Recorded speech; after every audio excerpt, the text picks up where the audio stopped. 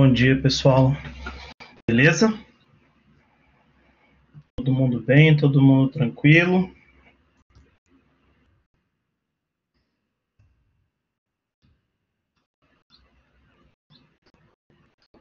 Antes de mais nada, agradecer a presença de todo mundo.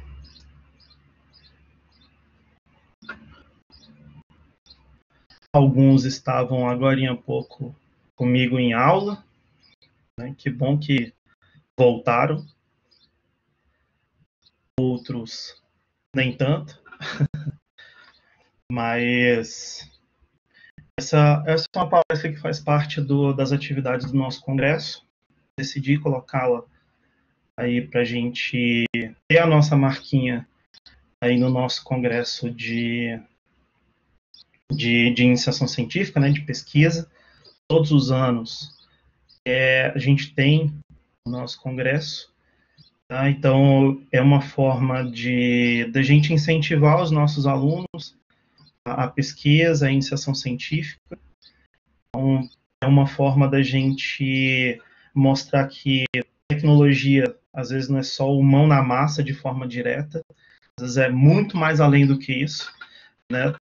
Mesmo que seja aí para um curso mais curto, né? Trazendo para o nosso mundo de tecnologia, a gente tem tanto cursos de 4 anos, cursos de 2 anos, então, ainda que tenha nesses dois mundos aí, a gente tem condição de fazer pesquisa, tem condição de contribuir de alguma forma para a pesquisa, para gerar coisas boas, né? E aí, deixa eu já aproveitar aqui, vamos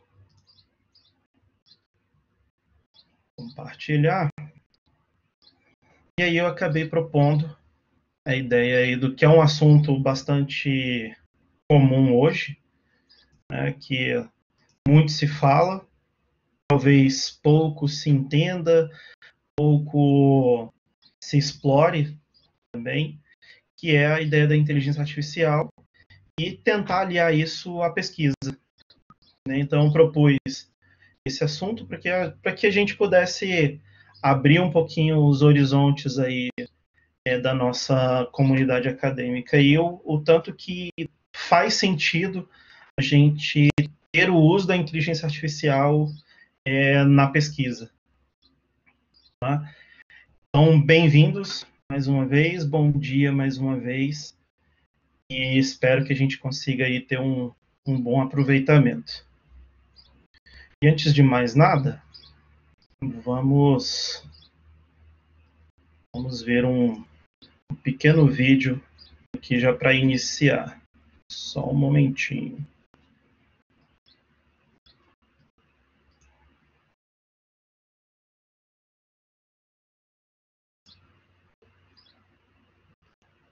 Aliás, antes disso, é sempre bom se apresentar, né? Nem todo mundo me conhece, nem todo mundo foi meu aluno, mas eu sou o Thalisson, sou coordenador dos cursos de tecnologia do UDF, também sou docente dos cursos de tecnologia, volta e meia estou em outros cursos, né?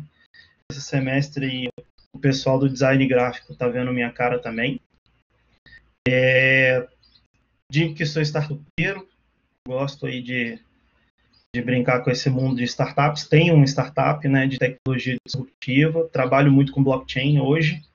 Sou co-diretor aí da maior aceleradora de startups do mundo, Preside, que é o Founder Institute. Sou co-diretor aqui em Brasília, do Sharplets Brasília. Também organizo a maior maratona de inovação do mundo, que é o Space Apps. Também aqui em Brasília e faço parte do pessoal Brasil. Gosto de tecnologias disruptivas, a inteligência artificial, blockchain, internet das coisas, inclusive já fazendo um merchan aí que tem a nossa querida professora Kerla, que está perdida aí, escondida no meio do caminho, que amanhã tem uma apresentação dela aí falando sobre a IoT, né, sobre a internet das coisas. Então, é um dos assuntos também que volta e meia aí eu estou envolvido, inclusive a gente tinha alguns trabalhos de alunos que a gente levou aí para fora da instituição, gerou startup, inclusive, para estar brincando com IoT aí. Hoje sou advisor de agrotechs, legal techs, a gente tem projetos de gerar legal techs, law techs dentro da instituição, né, que é o DF Labs, em parceria com o curso do Direito. A gente tem uma disciplina específica, Direito e Tecnologia, para estar trabalhando isso. Bom dia, Antônio. Também conduzo a questão do programa de pré-aceleração de projetos do UDF, então, volta e meia aí temos não só alunos, mas a comunidade também, para a gente estar nessa brincadeira aí de empreendedorismo. Sou responsável aí pela área de sistemas dentro da Fundação Moçambique de Brasília, também sou servidor público, além de trabalhar no mercado privado, também no mercado público. Tenho uma filha, além disso sou pai, né? Uma filha de 5 anos, e nos momentos que sobram ainda como, durmo, faço outras coisas da vida, ainda tenho alguns projetos pessoais e ainda encho o saco de aluno. É só para vocês entenderem um pouquinho do que acontece aí no meu dia a dia, que eu sou uma pessoa bastante inquieta. Vamos ver um videozinho aqui.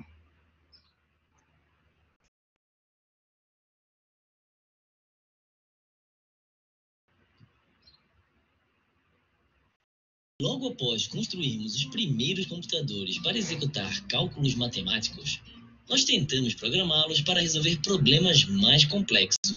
Foi aí que surgiu a inteligência artificial, e funcionou muito bem, por um tempo. Nós construímos uma máquina poderosa que podia diagnosticar certas infecções e prescrever medicamentos melhor do que qualquer outro médico. E também construímos um computador que poderia vencer qualquer ser humano no xadrez. Porém, eles não conseguiam encontrar o diagnóstico de outras infecções ou dominar algum outro jogo. É que quando os cientistas tentaram construir computadores que tivessem sucesso em diferentes tarefas e ambientes, eles rapidamente encontraram um grande desafio. Seria necessário escrever extensas linhas de código para que o computador conseguisse solucionar até mesmo noções básicas de lógica, como identificar um objeto. Portanto, ao mesmo tempo que os cientistas conseguiam encher um computador com regras, dados e poder de força bruta, faltava algo muito importante no campo da inteligência artificial. Uma inteligência artificial generalizada. Então, um grupo de pesquisadores suíços decidiu tentar de novo, começando por entender o que faz com que certos humanos sejam inteligentes em primeiro lugar. Não faltaram diferentes teorias. Alguns especialistas definiam inteligência como uma coleção de diferentes habilidades em diferentes áreas. Outros pensavam na inteligência como uma habilidade comum, genérica, que se manifesta de muitas maneiras diferentes. E outros imaginavam que a inteligência tem mais a ver com o que você sabe, ou ainda a sua capacidade de aprender coisas novas. Os pesquisadores decidiram então pegar o tema comum entre todas essas teorias e tratar a inteligência como uma medida de sucesso, ou seja, de maneira geral, algo capaz de alcançar diferentes objetivos em vários diferentes ambientes.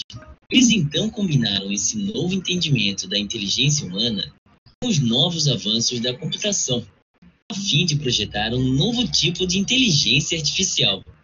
Uma com programas menores e mais flexíveis, que, em vez de se encherem de regras, concentravam-se em aprender sozinhas. Dessa maneira, os computadores criam seu próprio método, testando todas as opções disponíveis e mantendo somente as que maximizam seu sucesso. Um sistema baseado nessa abordagem é o AlphaZero, que pode não apenas vencer os melhores programas de xadrez, como também aprender a jogar e vencer Go, um jogo muito mais difícil e complexo. E não é só na área de jogos que isso acontece, não. Um sistema de inteligência artificial baseado nessas mesmas técnicas recentemente aprendeu a usar imagens para identificar doenças oculares melhor do que os melhores oftalmologistas do mundo. E os pesquisadores não estão programando esses sistemas diretamente. Os sistemas estão descobrindo sozinhos como ter sucesso. Por isso, Ainda não sabemos ao certo por que essa nova inteligência artificial é capaz de se sair muito melhor do que sistemas anteriores e humanos. Talvez esse trabalho de inteligência fique para outros pesquisadores descobrirem. A Fundação Nacional de Ciências da Suíça financia os melhores projetos de pesquisa básica do país. A pesquisa básica interdisciplinar frequentemente traz novos ares para um assunto e pode criar novas abordagens para problemas técnicos. Alguns cientistas acabam até fundando novas empresas para facilitar nossas vidas com aplicações inovadoras de suas pesquisas. Se você quiser saber mais sobre outros tipos de descobertas úteis da pesquisa básica, confira os links aqui na descrição do vídeo. Esse foi o Minuto da Terra. Se você gostou desse vídeo, clique em gostei e compartilhe com seus amigos. Se é sua primeira vez no canal, se inscreva e até a próxima.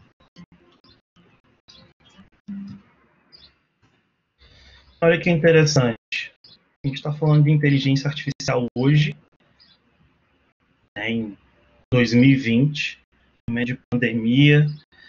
É como se fosse a coisa mais inovadora do mundo hoje.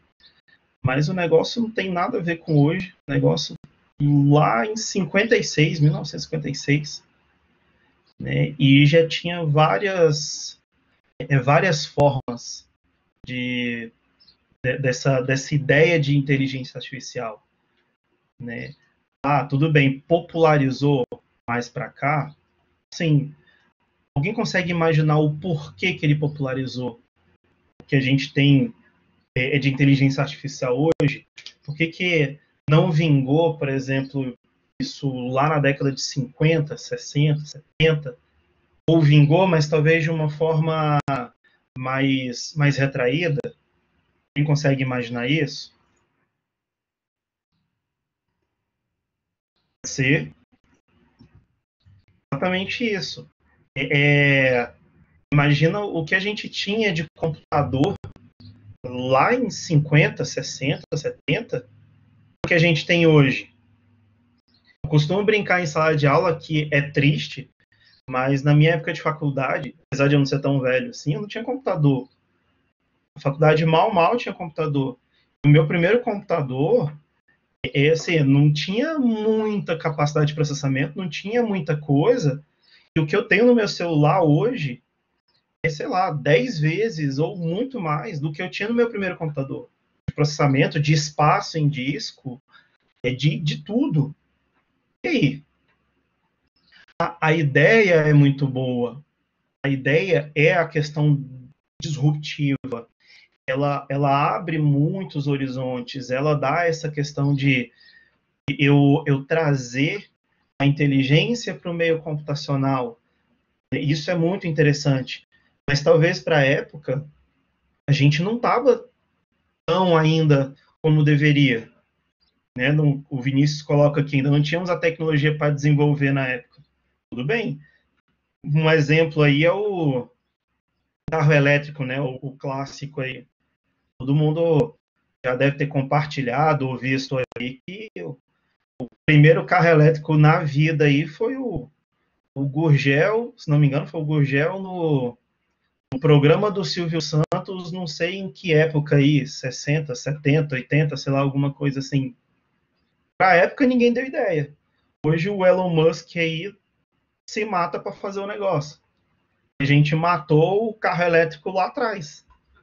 E para a época não se deu tanto valor assim. Tudo bem, para a inteligência artificial não é que não se deu tanto valor, só não dava para dar a mesma ênfase porque não tinha tecnologia suficiente para isso. Né? Se não me engano, o que a gente tem hoje do Watson da IBM, ele não foi deixado para trás, ele foi deixado de lado, ele foi engavetado por um tempo. E hoje tem condição de você utilizar muito mais. Por quê? É questão da capacidade computacional mesmo, poder de processamento. E aí começa a gerar reflexão para a gente do que a gente tem hoje. Qual que é a importância da inteligência artificial hoje? Já que a gente começa a ter essa capacidade de processamento, esse poder computacional, já que hoje é possível ter o tal do computador lá quântico, eu ter milhões de respostas por segundo e tal, como é que isso fica hoje, a importância disso para a gente, no nosso dia a dia? Cara, isso abre um mundo para a gente. Já pararam para pensar o quanto isso pode facilitar a nossa vida? Vocês já imaginaram o quanto que isso é bom e ruim ao mesmo tempo? Trazendo para a galera que é meio teoria da conspiração, quem gosta de filme aí, né? Galera das antigas, Skynet, galera mais nova ou meio do caminho, alguma coisa assim, o Eu, Robô, altos filmes que quando traz inteligência artificial, galera da teoria da conspiração é o quê? Vai dominar tudo. Por quê? Imagina que sempre quando eu tenho um aluno do direito, por exemplo, em sala de aula, quando a gente tem alguma disciplina que interage com outros tipos de aluno, tem aquele aluno que, nossa, porque eu sou do direito, porque isso, porque aquilo, eu já falo, cara, o que você vai aprender a fazer de alguma forma, talvez mal e porcamente, daqui a uns 2, 3, 4 anos, eu já tenho inteligência artificial que faz milhões de vezes melhor e já é aceito hoje e mais rápido do que você vai aprender a não sei quanto tempo aqui ele já faz hoje. Já é aceito no tribunal. E aí? O que você vai fazer? Você já vai entrar num mercado que já vai nascer morto? E sabendo disso, o que você vai fazer? E aí a pessoa olha e começa a duvidar. Só que ele não observa que, assim, ele já tem que observar que, opa, você já está num mercado que você já vai ter que olhar de forma diferente. E não tem que ver que vai tirar o teu mercado. Você vai ter que ver que, olha, por conta disso vai facilitar a sua vida. Você vai ter que observar de outras formas. Você vai ter outros serviços para isso. O que a gente tem, por exemplo, inteligência artificial em Brasília para o meio jurídico, tipo o Victor, que, se não me engano, não sei se é análise ou procura processual. Cara, antigamente era você ter trocentas pessoas para procurar alguma coisa. Se eu não tiver mais que procurar, e sim, eu começar a analisar de outras formas, em vez de perder um tempo para onde estão as coisas. Então, a gente já começa a pensar de forma mais otimizada. E aí é que é o ponto. Então, quando a gente fala da importância, a gente já está automatizando a aprendizagem, o que é algo repetitivo. A gente está falando de descoberta, a gente está automatizando a descoberta, a gente está, olha, tentando especializar dados. Olha que interessante. Eu estou adicionando inteligência a produtos existentes. Então, imagina para o mercado que isso já acontece. Na verdade, para os mercados e para os grandes mercados que a gente tem no mundo, tipo o Walmart da vida, coisas assim, ele pode te dar algo muito melhor, ou mais especializado, ou mais direcionado, do que ele tem hoje, que ele acha que você quer, por exemplo. E aí, trazendo, já puxando aí para o que a professora Kerla vai falar amanhã, imagina eu usar IoT, inteligência artificial, para te dar aquilo que você precisa. Você tem uma geladeira inteligente onde ela sabe o que você quer, o que você gosta, e ela já sabe que já está acabando e ela já está pedindo, já está comprando e já está te entregando, já está te resolvendo o problema sem você ter que fazer muita coisa. Isso já é possível. Já tem tecnologia o suficiente para isso. Inclusive, teve uma disciplina nossa de inovação e tecnologia que a gente até brincou de fazer isso. Um dos trabalhos, os alunos tentaram fazer isso a baixo custo. Pegar uma geladeira comum e transformá-la numa geladeira inteligente. É possível, você colocar alguns sensores, né? E a ideia é fazer como se fosse um marketplace para fazer com que identificasse a falta e já fizesse o pedido lá. Então, eu consigo juntar uma coisa com a outra. Imagina eu trazer isso de forma mais inteligente. Outra, se adaptar, fazendo para um contexto bem técnico, por meio de algoritmos, aprendizagem. Cara, eu trazer a ideia de me adaptar a uma situação que eu nem sei qual que é, e eu me entender, nossa, eu estou me adaptando àquilo, e eu não precisei de pessoas para isso. Olha que interessante. Eu analisar mais dados. Imagina que a gente demora para analisar muitos dados, e eu ter quem me faça o serviço mais sujo, e eu já fique com algo mais especializado. E além de analisar muito mais dados, que é o que a gente tem hoje, a ideia de Big Data, né? De Big Data, como queiram aí, eu ter muito mais detalhes com isso. Eu posso usar redes neurais para isso. Então, por exemplo, eu consigo analisar fraude. Imagina que eu posso usar, por exemplo, inteligência artificial para a Receita Federal, por exemplo. Já que cada vez mais ela tem o SERPRO, né, que a gente tem um professor no curso de tecnologia que é do SERPRO, a gente sempre brinca e enche o saco dele. A gente vai ter um bate-papo também amanhã com ele no final do dia, né, para falar aí de mercado e tal. O SERPRO cada vez mais ele aumenta o poder computacional dele para processar dados de forma massiva. Imagina jogar uma inteligência artificial para começar a te entender e para analisar cada vez mais nos detalhes o teu comportamento. Nessa questão do fisco, né? Quando você fala de receita. E aí?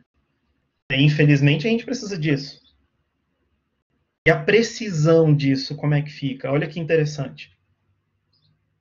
E outra, muito mais dados do que a gente poderia imaginar, do que a gente poderia pegar se a gente fosse olhar só a gente ou um grupo de pessoas.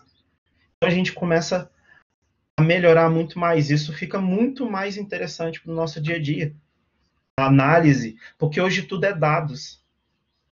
Imagina a quantidade de dados que a gente poderia estar pegando agora, só nesses 23 minutos que a gente está aqui nessa pequena discussão. Imagina a quantidade de dados que isso gera numa internet hoje. Imagina que a gente tem, hoje somos aqui em 26. Imagina a quantidade de informações que isso gera hoje, quantidade de dados que a gente pode analisar. Por isso a gente tem que começar a entender que, cara, é interessante pra gente. Nem como funciona.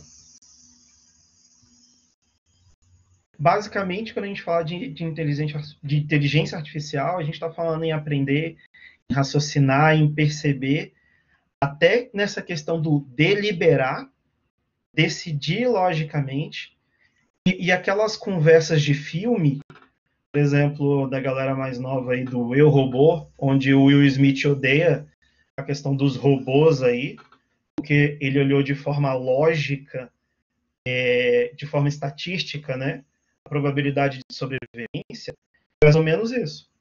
Você está literalmente ensinando como tem que raciocinar. Claro, tem como você ensinar a máquina a pensar de forma diferente? Tem. Eu fazia parte de um grupo de WhatsApp, por exemplo, para ensinar um bot de WhatsApp a conversar. E aí a gente começou a entender que o ser humano é um bicho que não dá para confiar. A galera começou a ensinar coisa que não devia.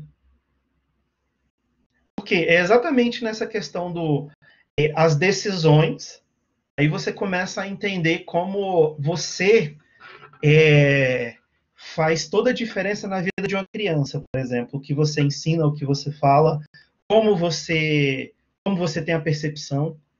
Isso era um botzinho bobo no WhatsApp para se alguém falar alguma coisa, como eu devo responder, se alguém sugerir alguma coisa, o que eu tenho que buscar na internet e te devolver, coisas assim. bem bobas, bem simples, e você começa a entender que, nossa, isso é interessante e é ruim ao mesmo tempo. Né? Porque você está, literalmente, criando uma pessoa de forma artificial, mas você está criando, porque você está ensinando. Né? Você está dando essa questão de raciocínio, de decisão, e como se fosse uma pessoa mesmo. E aí, dentro do que a gente fala de inteligência artificial, a gente tem não só algumas tecnologias, mas algumas coisas que fazem sentido junto, né, que é o tal do machine learning, do deep learning. Quando a gente está falando de inteligência artificial, que seria o que a gente embarca todo mundo, basicamente é uma tecnologia que pode compreender, raciocinar, agir e se adaptar, que é o pacote maior. Quando a gente está descendo ou especializando um pouquinho mais, que a gente está falando do machine learning, que são algoritmos aí para desempenho, para melhoria, para exposição de dados, de mais dados ao longo do tempo. Então, quer dizer, eu estou já pegando o Big Data, e de alguma forma, para qualquer coisa, e já estou expondo para que eu possa aprender isso ao longo do tempo. Eu tenho um projeto no meu trabalho, né, eu sou servidor da Fundação Hemocentro de Brasília, que a intenção é a gente descobrir, aí é um trabalho de pesquisa, né?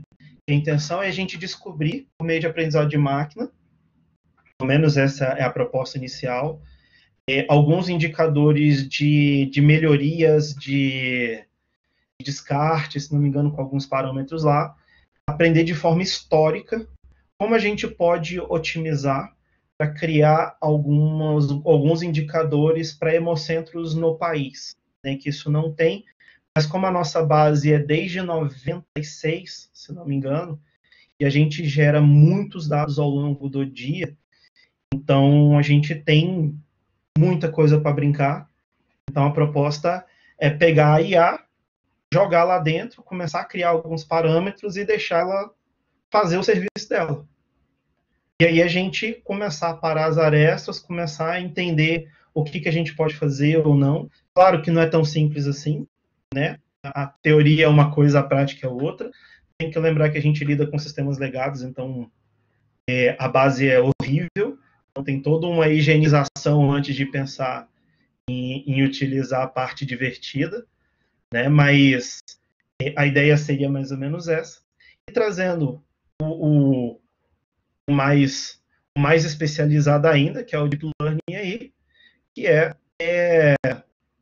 aí redes neurais de camadas múltiplas aí para aprender com grandes quantidades de dados, que basicamente é o que mais se utiliza hoje por conta dos dados massivos que a gente tem hoje. Então, a descoberta de dados ou a descoberta de conhecimento que a gente tem hoje, basicamente a gente está aí utilizando o Deep Learning de alguma forma para que a gente possa entender. Normalmente a gente vai por um caminho e por conta das técnicas, dos métodos, das ferramentas ou de alguma coisa que a gente está utilizando, a gente começa a descobrir mais coisas. E é por isso da intenção da pesquisa, né, nesse meio do caminho aí, porque talvez a gente não... o que a gente fazia antes? A gente usava muito a ideia do Excel, né? Estatística e tal, legal. Só que a gente usava em pequenos, né, dados aí, em dados mais controlados, desvios padrões e outras coisas. Só que, por exemplo, no meu caso, cara, eu tenho dados históricos e mais os dados que são gerados diariamente. Então eu posso gerar tanto de forma histórica quanto online. Então pensar isso de forma em pesquisa, do jeito tradicional, é quase que eu vou ficar correndo atrás do rabo, né? Mas se eu pensar na inteligência artificial, eu posso começar a criar conhecimento online, sem nenhum problema. Então, por isso que também é a minha proposta aí trazer isso para uma questão pesquisa, né? E quando a gente fala de IA, quais são os benefícios? Cara, benefício é o que não dá para deixar de pensar. Se eu estou pensando lá atrás de automatizar, de especializar, de trazer a ideia de precisão de dados, se hoje tudo são dados, por exemplo, para quem trabalha com internet de alguma forma, seja mídias sociais, seja com conteúdo de alguma forma, trabalha com a forma mais boba disso, que é sei lá, o Analytics da Google, para você entender o que o teu cliente está querendo, o que ele faz, o que ele deixa de fazer. Quem trabalha, por exemplo, com marketing digital, para onde ele deve ir, para onde ele vem, o que eu devo fazer, o que eu devo entender do meu usuário, o que eu não devo entender dele, o que é, o que ele deixa de querer. Então, assim, tudo são dados. Hoje não faz sentido a gente não trabalhar com dados. Aí, ó, automação. Eu acho que se a gente está falando que tudo é dados, se não tiver automação disso, fica impossível. Fica impossível trabalhar. Imagina de novo, eu trazer a ideia de internet das coisas, se por minuto eu vou ter uma porrada de dados, como é que eu vou trabalhar com isso se eu não automatizar? Fica humanamente impossível. Ainda que a gente faça muita coisa ao mesmo tempo, ainda que a gente processe muita coisa, mas não dá. A gente falar de previsibilidade, a gente falar de aprofundamento de dados, a questão de melhora constante, a gente não vai conseguir fazer isso. Então, cara, eu tenho uma ferramenta que vai me fazer tudo isso, e com base em tudo isso, eu poder, em um nível mais gestão, mais gerencial, poder tomar outras decisões, isso é o que a gente necessita hoje. Imagina para uma grande empresa, exemplo, pega a Netflix. A Netflix sabe mais de você do que você mesmo. Vocês sabem disso, né? Será que ela sabe mais de vocês do que vocês mesmos porque ela acha legal? Olha aí, a professora já dando o bizu aí. Imagina que ela... Por que ela sabe... Por que eu estou dizendo que ela sabe mais de vocês do que vocês mesmos? Exatamente porque ela está analisando o teu comportamento de acordo com o tipo de série, de filme, de conteúdo que vocês acessam, que vocês veem. A Google sabe mais da gente do que a gente por conta da onde a gente vai, o que a gente pesquisa, o que a gente acessa, as ferramentas que a gente usa, os aplicativos que a gente acessa. Então, tudo isso faz sentido para que eles entendam o que eles têm que fazer para facilitar a nossa vida para que eles possam ganhar dinheiro. E olha que interessante. Né? E quando a gente fala de juntar isso à questão pesquisa mesmo, a questão humana, o que a gente pode fazer não só para no meio comercial, mas onde é que a gente encaixa isso para o meio científico? Onde é que a gente entra?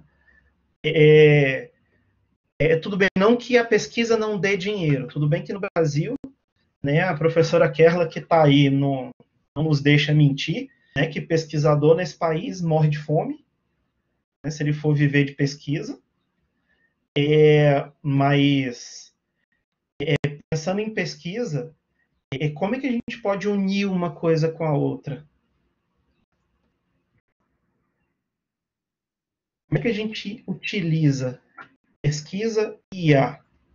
É possível? Não é possível? É interessante? Não é?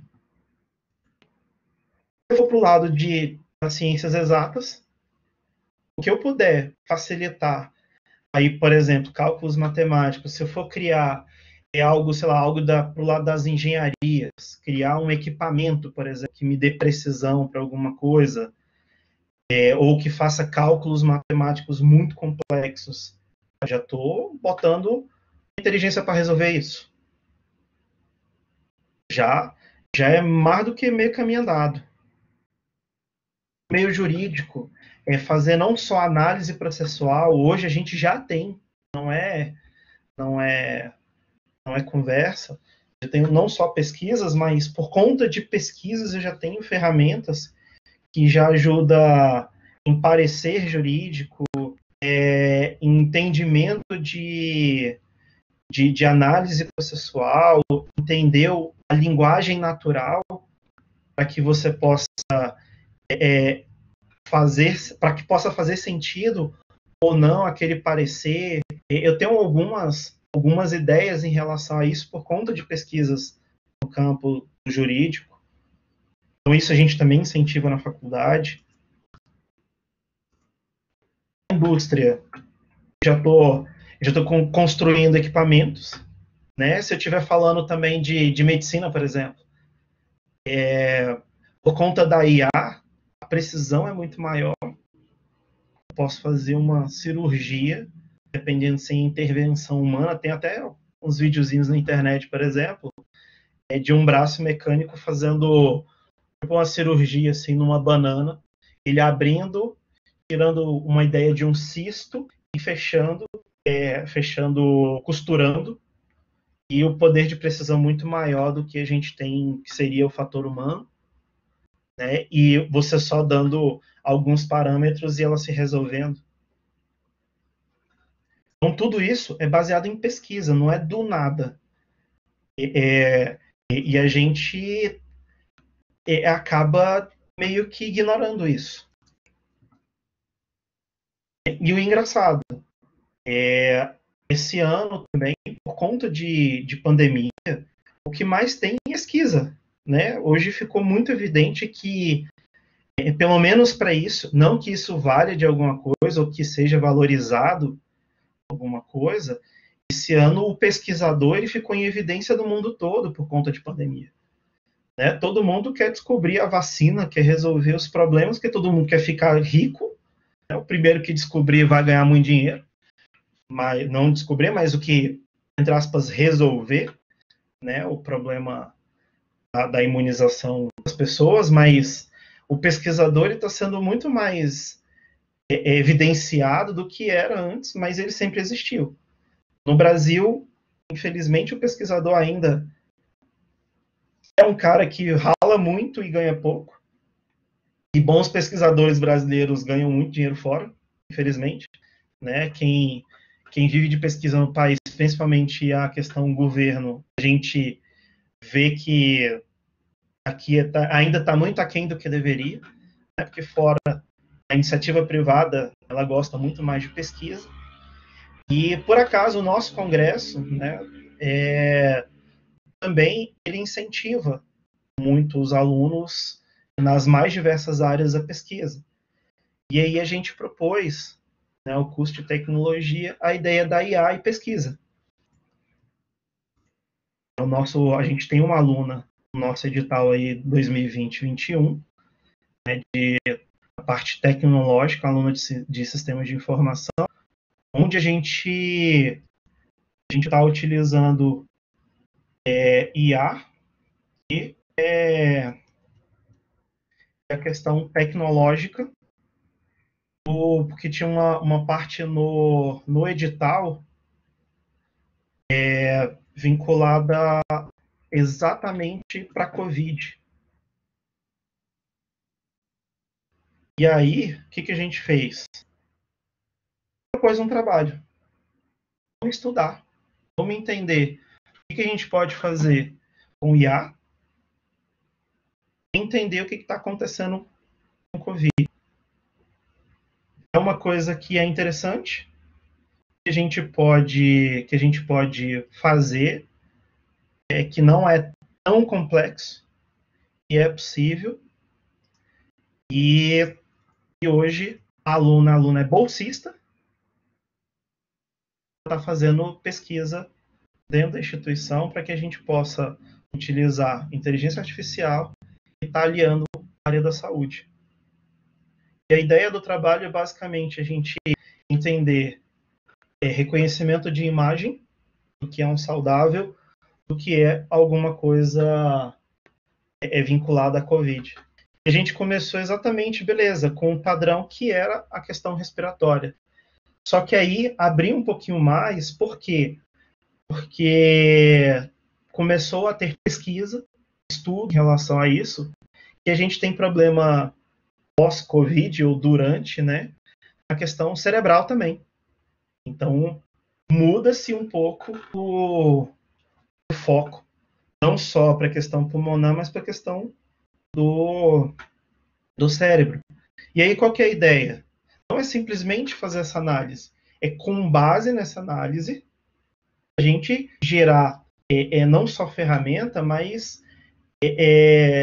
subsídio suficiente para que seja suporte para o pessoal de medicina, que seja um médico, ou alguém que vá atender, ou alguém que vá possibilitar um atendimento ou alguma coisa vinculada a isso. Aí é uma aluna do curso de Sistema de Informação, aí da nossa instituição, que hoje ela é bolsista, e está aí nessa luta, e qual que é o legal? Ela está literalmente aprendendo do zero, tá?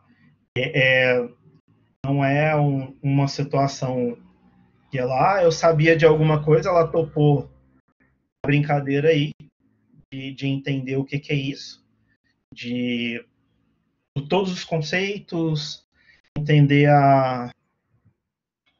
o que é para fazer, o que não é, até onde dá para ir, até onde não dá. Porque no ano passado, o retrasado, a gente propôs, inclusive, um dos nossos eventos presenciais, né? Ele foi vinculado a exatamente essa ideia de reconhecimento de imagens. A gente trouxe uma pessoa extremamente excepcional na área de inteligência artificial aqui em Brasília, que literalmente fez uma ideia de dojo com a gente aí, mostrando para a galera o mão na massa de como fazer um reconhecimento de imagem aí no meio da palestra dele. Foi um negócio super legal de você entender como funciona literalmente por meio de algumas bibliotecas, né? E aí eu lembrei disso.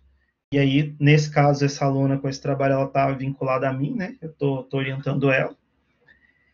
E aí eu arrumando alunos e ela se propôs ao desafio aí. E hoje a gente está nessa luta aí, ela está dando uma ralada legal para que a gente encontre algum resultado vinculado à pesquisa, né? Não só ferramenta, a nossa ideia é muito mais além, e a gente consiga sair do outro lado.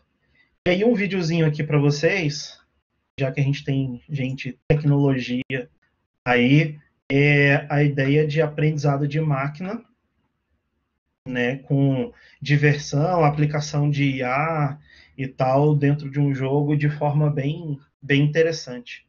Vamos dar uma olhada.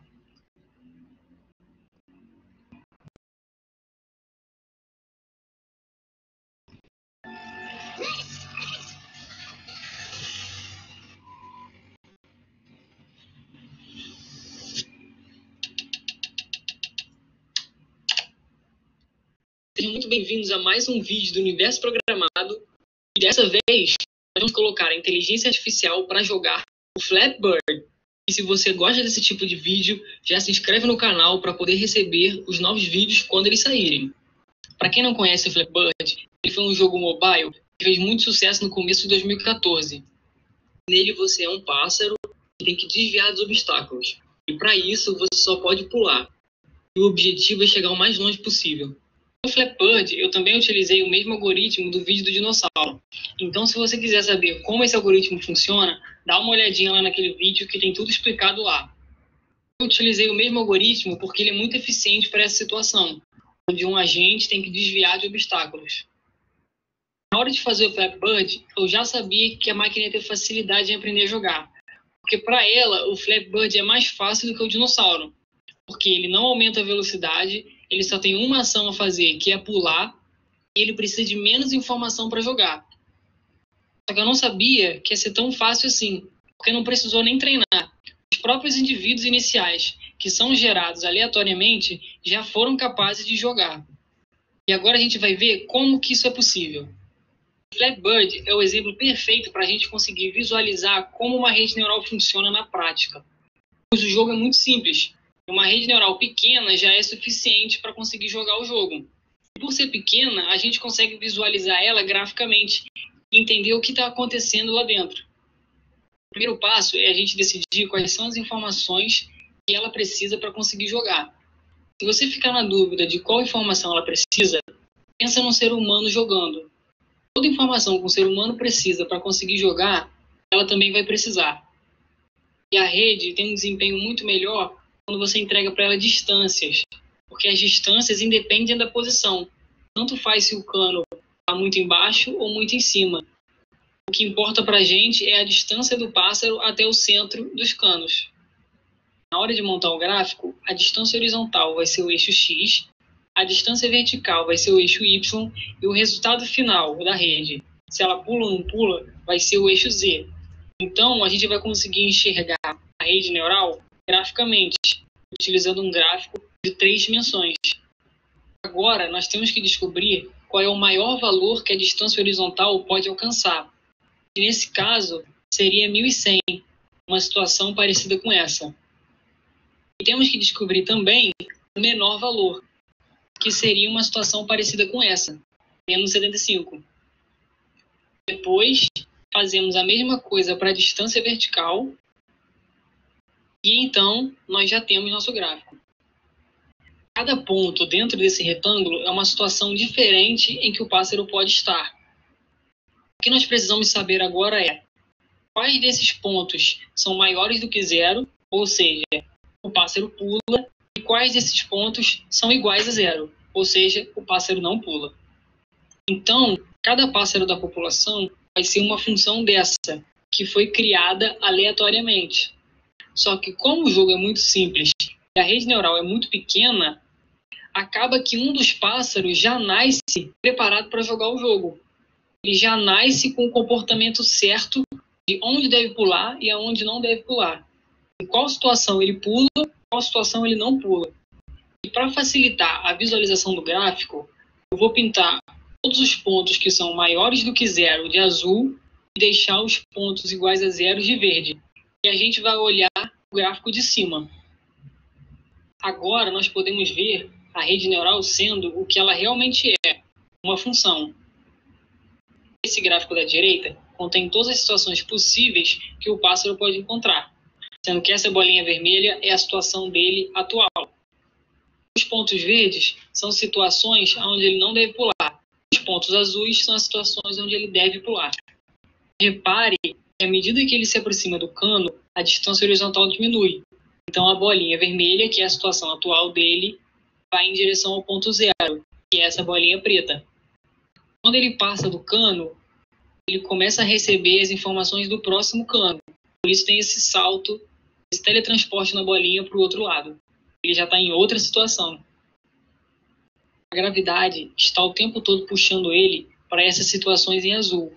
Só que quando ele chega numa situação azul, ele pula e volta para uma situação verde. Então o objetivo dele é se manter na região verde. Só que nesse canal, a IA não pode sair ganhando assim tão fácil. Nós temos que fazer o quê? Dificultar a vida dela. Para isso, eu coloquei os canos para se mexerem e adicionei um obstáculo especial que só tem como passar usando o paraquedas. Esse cano ele é muito estreito, não dá para você pular por ele. A única forma de passar por ele é ela aprendendo a usar o paraquedas e guardando o paraquedas para esse obstáculo, assim como no vídeo do dinossauro. O paraquedas recarrega a cada 4.000 pixels e o cano especial aparece a cada 5.000 pixels. Então agora eu vou fazer aquele esquema, deixa ele treinando um pouquinho, quando ele estiver bom, eu volto para comentar.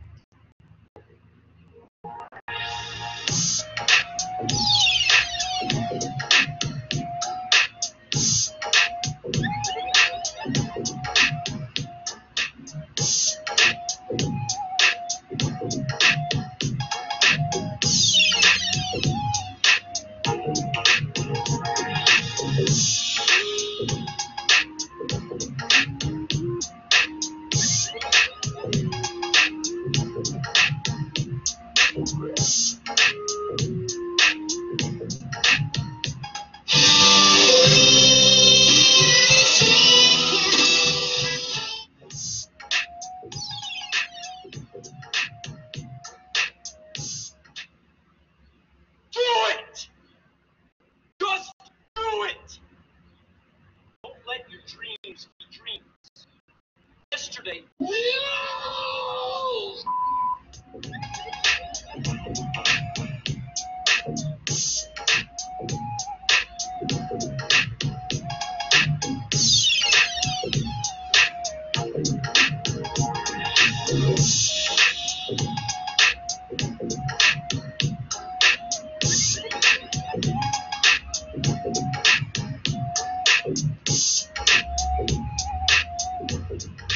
Dois mil anos depois. Depois de algumas gerações, ela chegou nessa pontuação e daí em diante eu acho que ela não vai perder mais. Ela já aprendeu a reagir a todos os obstáculos, em todas as velocidades. Infelizmente, dessa vez ela ganhou. Eu tentei dificultar o máximo que eu conseguia e ainda assim ela aprendeu e tá aí, infinito, nunca mais perde, aprendeu a jogar.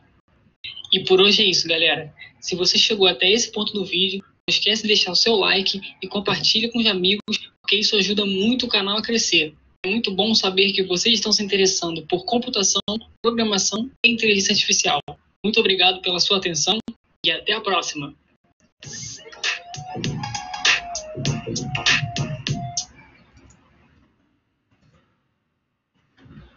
Entender aí o tanto que é fácil trabalhar com IA, isso é um contexto simples, tá? Isso que a gente fala de poder computacional, isso que a gente fala de ideia de redes neurais, de fazer aprendizado de máquina. Isso é porque é uma situação simples. Imagina que hoje você tem na nuvem, você faz aluguel de máquina para fazer aprendizado de máquina. Se não me engano, a Google tem muito isso. Vai sim. Eu vou disponibilizar a você tecnologia, Jennifer. Na verdade, eu vou mandar pro pessoal do COP. Aí eu não sei se eles vão disponibilizar, como eles vão disponibilizar, que aí fica mais fácil. Né? Mas eu qualquer coisa, pede para a professora Flávia, coordenadora, que eu mando o link para ela, tá? Sem nenhum problema. Caso o COP não disponibilize isso, aí eu mando o link direto para ela, você dá uma olhada depois, tá? Sem nenhum problema. Mas isso era para mostrar para vocês o tanto que, assim, a gente fala muito, e como é aprendizado de máquina, e, assim, uma coisa boba, um joguinho, para vocês entenderem o tanto que isso não é tão simples assim, ainda que seja num contexto muito, muito simples, muito direcionado, a gente acaba perdendo um certo tempo para fazer isso, né? A gente acaba parando um tempinho e precisa de máquina para rodar isso. Não é tão simples assim, né? Por isso que tem gente que tem máquina só para brincar com essa ideia de vamos botar a máquina para aprender. Então, dependendo da quantidade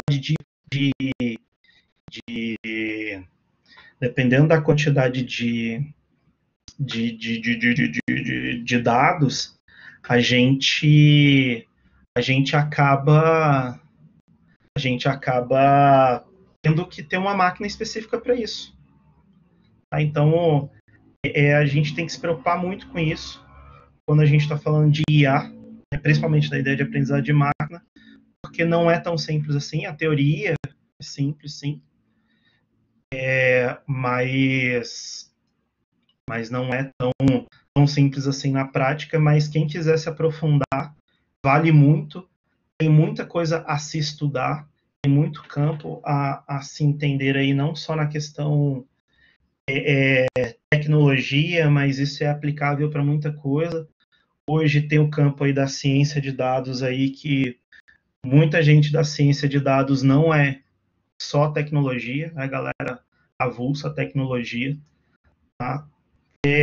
Normalmente eu uso LinkedIn, eu não tenho canal no YouTube, tá? Eu não sou youtuber, daí eu não faço muita exposição da figura, né, que não contribui muito, né, a feição aí. Eu diria que quem gosta de futebol e o Ale Oliveira aí, o fraco de feição, né? Mas eu normalmente ainda falando de mim, eu uso muito o LinkedIn, tá? Por uma questão profissional mesmo. Eu acho que faz todo sentido todo mundo ter LinkedIn, porque tem muita empresa que recruta por meio do LinkedIn, e eu contribuo fazendo compartilhamento não só de coisas que eu participo, mas coisas que eu acho interessante. Tem aí o Instagram do nosso curso, tem coisas que acontecem no nosso curso ou coisas interessantes. E caso alguém queira mandar alguma coisa para mim também, aí tem o nosso e-mail institucional.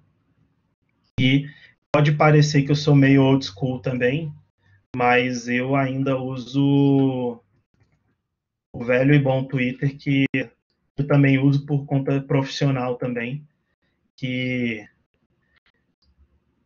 faz todo sentido. Eu sou meio... como eu tenho como eu não sou muito fã de rede social e não tenho tanta paciência assim, eu gosto mais de coisas mais direcionadas, né?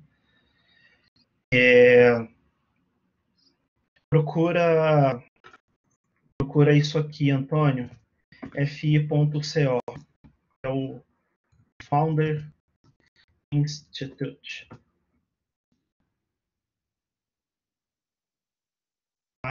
Que é no caso, a questão da maratona de inovação, o Space X. Tem todos os anos aí, que é vinculado à NASA. Eu faço parte tanto de um quanto do outro. Alguma dúvida, pessoal?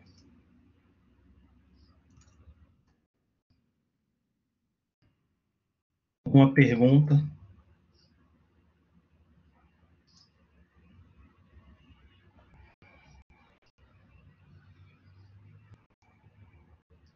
Algo que queiram comentar?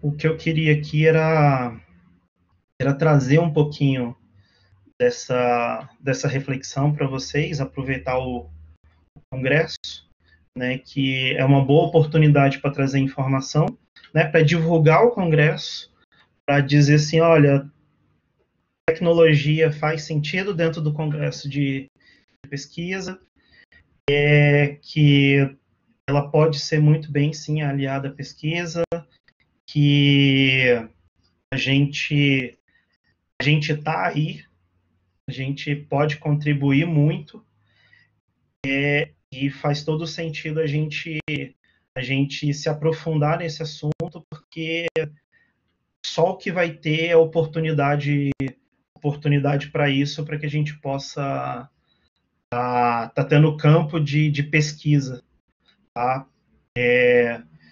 Aproveitem aí que ainda, querendo ou não, apesar do assunto já estar em voga aí há um bom tempo, aproveitem as oportunidades aí para que vocês possam pelo menos dar uma sapiada, entender o que é, porque vai que vocês se interessam, é um bom campo para vocês estudarem aí. Tá? E mais uma vez, pessoal, muito obrigado pela paciência, pelo comparecimento de vocês aí, pela participação. Precisando de alguma coisa, mais uma vez, faz parte aí da coordenação de ciências exatas e tecnológicas aí, a nossa coordenação pode ajudá-los aí sempre que possível, ou também precisando de alguma coisa, estamos aí. Maraísa, eu vou disponibilizar depois o link específico quando ele já estiver disponível, tá? E sim, Jennifer, a gente faz muita interação, principalmente com a Físio, tá? Inclusive, ano passado foi muito bom a nossa interação com o nosso curso de inclusão digital, né, que a gente conseguiu aí recrutar alguns alunos da Físio aí. E fazendo uma propaganda, né, amanhã, 11 horas da manhã, temos aí a palestra da professora Kerla, tá? No horário das 11 da manhã. Procurem aí nas nossas redes também. Deixa eu até divulgar aqui o link para vocês amanhã pela manhã. E aí quem já tiver aí no jeito, facilita. Quem tiver interesse, vai ser sobre a internet das coisas, IoT. Posso falar rapidinho? Cadê? Só faltou o link, né, gente? Só faltou o link. Aqui. Se a internet funcionasse, facilitaria muito. Alisson?